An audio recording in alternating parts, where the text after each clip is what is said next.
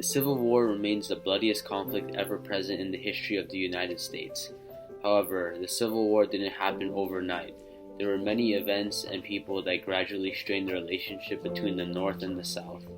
These altercations got so severe that the South eventually seceded from the Union and created their own country known as the Confederate States of America. Today we'll be looking at some of these notable events and the people that led up to the Civil War.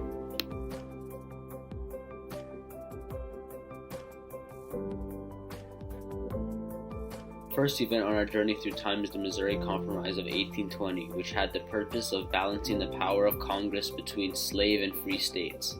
This law was passed on March 6, 1820. In 1819, the nation was balanced with 11 free and slave states. However, the entry of Missouri would threaten the balance in favor of the slave states. This would cause a debate on whether Missouri should be a slave or free state. Henry Clay was the leading congressman for this debate and would end up creating the Missouri Compromise. Missouri would be admitted as a slave state but would be balanced by Maine, which became a free state after being separated from Massachusetts. Slavery was to be excluded from all new states in the Louisiana Purchase north of the southern boundary of Missouri. The compromise kept the balance of states stable for 34 years. This will last until 1854 when it was repealed by the Kansas-Nebraska Act. The second event on the timeline is the Underground Railroad, which lasted from 1820 to 1861 and became more difficult to access due to the beginning of the Civil War. Despite the name, the Underground Railroad is not actually underground, nor is it a railroad. The Underground Railroad was created by abolitionist Isaac T. Hopper with the purpose of helping enslaved people escape from the South by a network of routes and shelters. These routes would lead to free areas such as the North and Canada. This railroad was comprised of freeborn blacks, Native Americans, and white and black abolitionists. Over its years of operation, the railroad helped around 100,000 enslaved people escape. Conductors were those who guided the slaves. Other code names were agents, stations, station masters, passengers, or cargo. Stations were hiding places, cargo referred to escaped slaves, and station masters hid slaves in their home. Each code name played a specific role in the smuggling of slaves.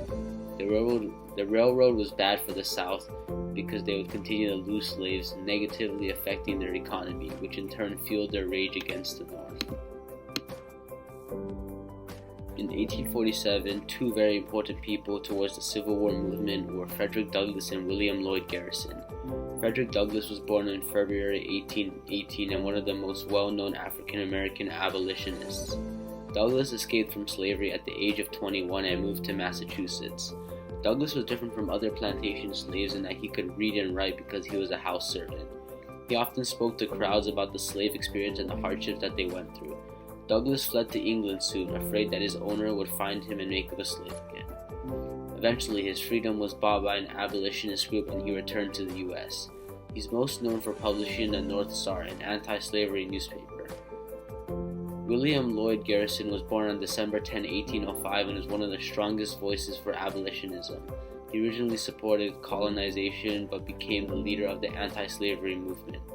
He is most known for his publishing of The Liberator, which had thousands of readers worldwide.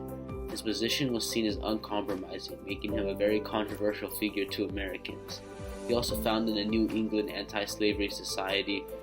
Approximately 75% of The Liberator's readers were African Americans. These two people were essential towards the abolitionist movement. The third event on our timeline is the Fugitive Slave Act of 1850, which is one of the most controversial laws passed in the history of the United States. This law, passed on September 18, 1850, had the purpose of seizing and returning fugitive slaves. This law stated that any black spotted in the North was required to return to the South. This would even apply to free blacks.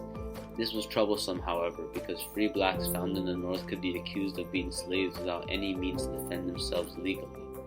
This law was strongly opposed by the North, who believed that blacks were entitled to a jury trial. The North often violated these rules, causing animosity between the two regions. The North believed that this law was unfair. Any white person in the North would have to return any black they found to the South. This law would come into play later during the Dred Scott decision. The year of 1852 is very significant due to the publishing of Uncle Tom's Cabin, which is one of the most controversial novels in American history. The book is often regarded as the novel that sparked the Civil War. The book was written by Harriet Beecher Stowe, who was born into a family of preachers. Her family all became abolitionists, even participating in Bleeding Kansas. Stowe interacted with runaway slaves in Cincinnati, where she was horrified by the stories and experiences of the slaves. She began to write stories about the miserable life these slaves went through. These stories were met with horror by people in the North, while the South were outraged with these claims. Harriet would write about fictional characters and what it was like to be enslaved. This novel ended up harming the South's reputation with foreign countries, despite the novel being fictional. The novel heightened tensions between the North and South due to its popularity with 300,000 readers in the North alone. The South had even more reason to despise the North now. The seventh event that I'll be discussing today is the Kansas-Nebraska Act, which was passed in 1854. This event is likely the most significant event leading up to the Civil War.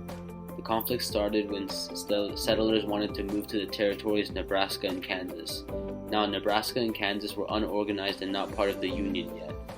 Stephen Douglas, who was the senator of Illinois, decided to organize an act where new territories, Nebraska and Kansas, would be able to decide on the issue of slavery by popular sovereignty. These two territories could possibly be open to slavery, overjoin the South. This outraged the North and led up to Bleeding Kansas, where pro-slavery and anti-slavery activists created a violent uprising in the state of Kansas to sway the vote. Bleeding Kansas would be chaos that the country had never seen before. The law also repealed the Missouri Compromise, which had held the country together for the past 34 years. The eighth event that I'll be discussing today is Bleeding Kansas, which lasted from 1854 to 1859. This would take place in the state of Kansas, where pro-slavery and anti-slavery settlers had a mini-civil war to sway the vote in favor of their beliefs. This conflict started from the Kansas-Nebraska Act, which declared the issue of slavery would be determined by popular sovereignty in the new territories. Popular sovereignty meant that the states would decide using a vote on whether slavery would be permitted. It would be crucial to either side of the nation to get Kansas to adopt their views of slavery. In 1854, Senator David Atchison of Missouri led 1,700 men to vote for pro-slavery, also encouraging border ruffians, who were those who shot, burned, and hung anti-slavery supporters. Many men from Missouri came into Kansas to cast illegal ballots to vote for pro-slavery. This violent war lasted for 5 years and resulted in one of the biggest bloodbaths in U.S. history. It was clear that either side was willing to do whatever it took to protect their way of life. This event significantly shaped American politics, contributing to the coming of the Civil War. This was the first violent altercation between the North and South prior to the Civil War. The violence in Bleeding Kansas would be a prelude to what would come. The ninth event of the timeline that I will be discussing today is the Dred Scott decision, which lasted from 1846 to 1857. This is arguably considered the worst decision that the Supreme Court has ever made in the history of the court, and would be one of the final events that led to the South's inevitable secession. Dred Scott was born into slavery in Virginia and moved to Missouri, a slave state, for a few years. His owner eventually died, and Scott was purchased by Dr. John Emerson, who took him to Illinois, a free state. After a few years of moving around in the North, Dred Scott eventually returned to Missouri and sued for his freedom in the Supreme Court. Scott had argued that since he had moved to a free state and came back to a slave one, that he would have the liberty to freedom. During these 11 years, Dred Scott sued for his freedom many times, with his freedom being constantly denied. The infamous case of February 11, 1856 is where Scott lost his fight for freedom. The court's verdict was that all blacks were not U.S. citizens and had no right to sue in a federal court, that the Missouri Compromise was unconstitutional, and that Congress had no power to abolish slavery. Many abolitionists saw this as unconstitutional because blacks were treated as property. This caused a divide which culminated in the South's secession from the Union.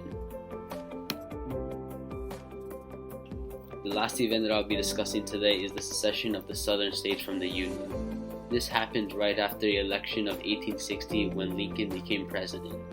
The secession of southern states began on December 20, 1860 and ended on May 20, 1861. The first state to secede from the Union was South Carolina, followed by Mississippi, Florida, Alabama, Georgia, Louisiana, and Texas. By February 1st, 1861, 7 states had seceded from the Union. These states called themselves the Confederate States of America. Although the states had seceded, Lincoln often referred to them as states in rebellion rather than a separate country. This secession was considered illegal by the U.S. government.